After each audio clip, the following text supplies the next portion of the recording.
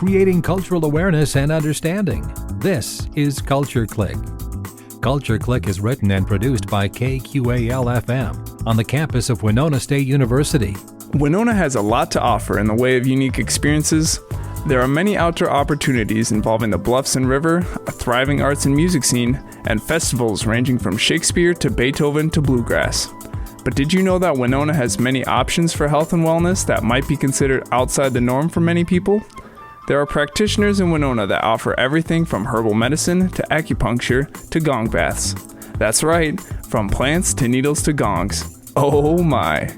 Recently, there was a healthcare fair showcasing some of the different options available here in Winona, so this summer on Culture Clique, we will be highlighting a few of those options in order to shed some light and hopefully answer some questions folks might be having about these unique offerings. I'm Max Ackman, and here's KQAL's Brylee Harris with Beth Maki of Bloom Neurotherapy today on Culture Clique.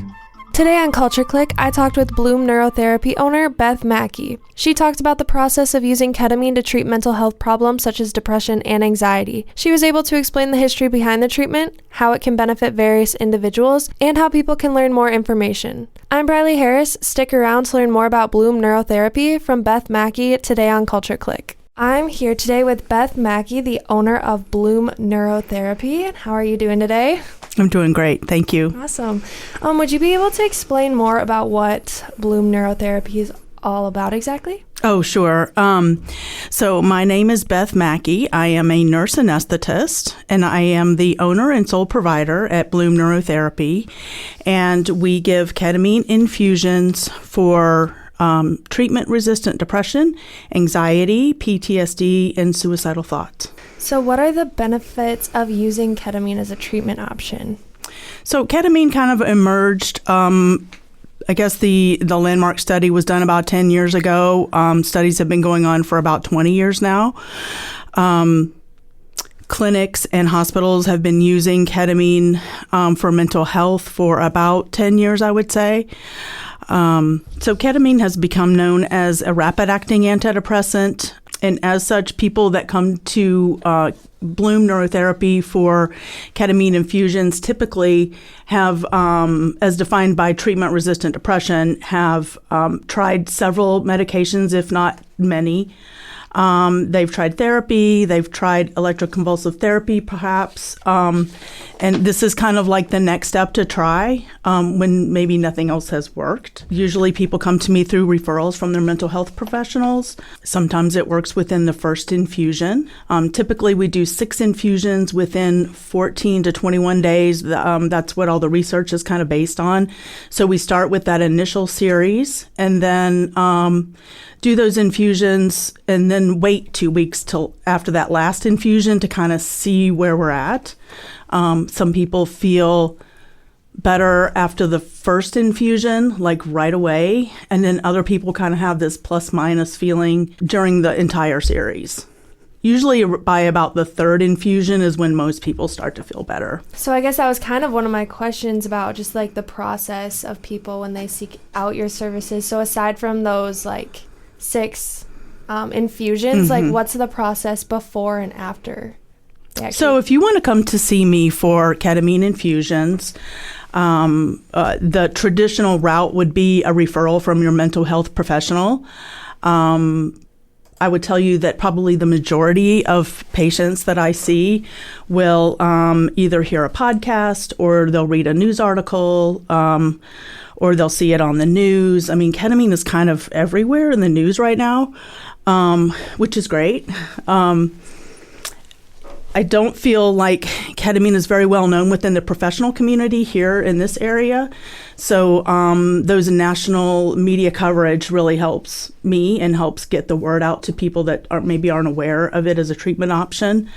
And so what usually happens in my case and within my practice, because we're kind of a rural area here, is that people will get exposed to ketamine, the idea of ketamine, through the popular media, and then they'll call me.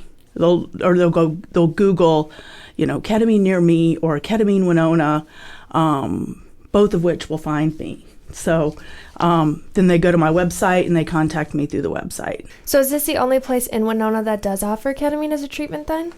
So Bloom Neurotherapy is the only clinic within 100 miles all the way around that does ketamine infusions.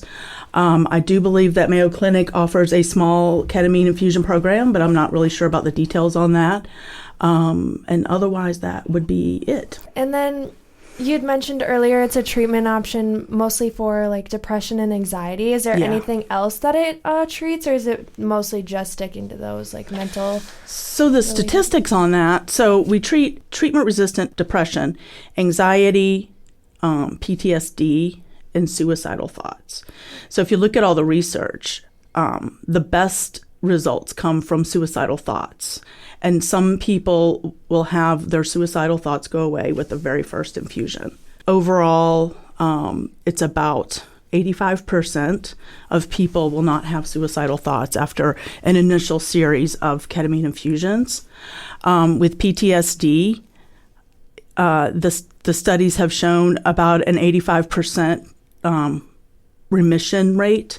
Remission meaning your symptoms are gone and you feel better and you're able to function better in your life. And with treatment-resistant depression, the statistics on that are about 75%. Do you know kind of like the science behind why it's such a good form of treatment for those problems, like the history behind it all and like how it kind of came to be a form of medical treatment? So ketamine was created in a lab in 1962. They were looking for a medication that provided pain relief. It was first used on animals in veterinary offices in the 60s. And the first humans that we used it on would be the Vietnam vets. And what they found was that if you're injured in the field, if you got ketamine, it provided this dissociative experience, which means it kind of brings you outside of your own body and your own experience. And it's also a very good pain reliever. And so those soldiers were able to participate in their own rescue. After that, in 1970, it was approved to be used in hospitals, and we've been using it in hospitals for, since 1970. I personally have been using it in hospitals for the past 35 years. So it's a wonderful pain relief medication. Around the late 90s, we started to see studies about mental health because people would get ketamine during surgery, and suddenly their lifelong depression the next day was gone. Okay. And so they started to study it for that reason. And what we do in ketamine clinics is we give a very small dose of ketamine. And, we found a dose range that typically works for people. And that's how that started. Okay. Yeah. Yeah. It's kind of a happy accident. Right? Yeah. Are there any specific reasons why people would choose to take a neurotherapy route for treatment as opposed to other options? Or is this kind of just like the option that people would take after medication doesn't work for them, like other forms? Well, so ketamine works like no other antidepressant. Okay. So if you think about SSRIs, Zoloft, Prozac, some of those other drugs, they work on serotonin and that neurotransmitter serotonin in the brain. And then there's other antidepressants that work on norepinephrine and other neurotransmitters. And the way ketamine works is not like any of those other drugs. And so it settles on about 10 different receptors in the brain. And it works as kind of like a factory reset. So people that have depression, anxiety, usually if I ask them, do you feel like your thoughts are on a hamster wheel and you're just ruminating? So rumination is one of the things that we look for when we're thinking about using ketamine to treat someone for depression. So if you're laying in bed and you can't get to sleep and you have the same thoughts going over and over in your mind and you feel like you just can't break out of that groove, that is called the default mode network in the brain. So what's happening is you're having a thought, it's going through your frontal lobe where you make your good decisions, and then it's cycling through your hippocampus where memory is stored, And right beside that in the brain is the amygdala, which is the fear center. So if you think about decision making, fear, and memory, you can kind of see how you can get stuck in a loop that way. You know, like if you use a muscle, you either use it or lose it, right? If you're trying to build up your muscles, it kind of works that way in the brain too. So the more you ruminate, the worse it gets. And ketamine has a way of just breaking up that rumination and sending those nerve impulses to other parts of the brain that have kind of been ignored or settled down, and it explodes your neurotransmitters into areas of the brain that support creativity, like looking outside of yourself and seeing things from a new perspective, which helps solve problems and see your situation maybe from a different angle that you just haven't been able to see before. Yeah. Yeah. That's really interesting. Yeah. Personally, what is your favorite part about, practicing at Bloom Neurotherapy? Well, my favorite part is sitting with people when they're getting their infusions. All this business-related things and the advertising and all that stuff, I mean, that's all necessary to kind of to get the practice going. But my absolute favorite thing to do is sit with people when they're getting their infusions and just talking with them about their depression and hearing their comments about like little details about how they're getting better. Like I had one person tell me kind of like a side comment, but she was always getting lost. Like she was so not able to pay attention to where she was in the world that she was getting lost in her own hometown. And she came into me one day and she said, I don't have to use GPS in my hometown anymore because I can find my way around. Yeah. And so ketamine tends to be like a very personal experience. And I just love hearing those little details about like how people's lives get better. What made you interested in this form of medicine then? I know you said you've been practicing it for like over 30 years. So I'm a nurse anesthetist. I've been giving anesthesia in the operating room for since 2001. And then I was a trauma nurse before that. So I kind of have been observing the brain from all these different angles for my whole career. I started getting interested in treatment for depression because I have depression myself, and I have had tried several drugs and just didn't feel like anything was working for me. And so I went to herbal medicine school, and there are lots of plants out there that can help with depression too. Depression, anxiety, sleep, kind of the main things that people have problems with when they have depression. And so in the process of doing that, I learned that ketamine was available. I was interested in trying infusions for myself and found that the nearest place to go was in the Twin Cities. And there was no way for me to get there. And then with further studying, I found that as a nurse anesthetist, I'm considered the expert in ketamine. The anesthesia world has been using ketamine for a long time. And so I decided that, once I discovered that I could open my own clinic and do that and offer that to other people, that's what I decided to do. And so then where are people able to go to find out more about Bloom Neurotherapy and the services that you offer? So if you want to take the easy route, which is what most people do, they'll Google ketamine Winona, and I'll be like the first probably 5 or 6 things that pop up there. Or you can go to Bloom Neurotherapy, BloomNeurotherapy.com. Well, those are all the questions that I have. Was there anything else that you wanted to add?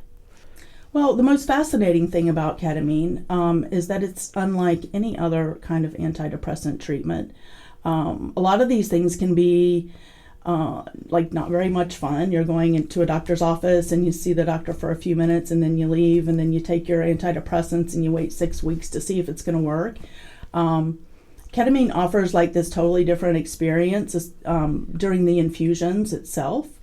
It provides kind of like, I describe it like if you're falling asleep and you're still aware of the room, but you've got kind of like little dreams floating in, and you're kind of in that in-between state between being awake and being asleep. It's kind of like that.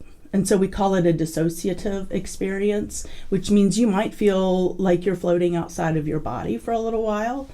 And like, to me, that's a fascinating aspect of ketamine itself and the treatment and how it helps people get better.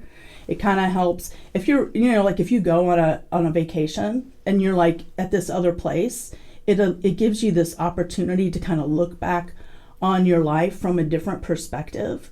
And that's kind of what ketamine does. It kind of takes you out of your own experience and allows you to look back on your life and maybe see it in a different way. So that plus music is very influential on the experience itself.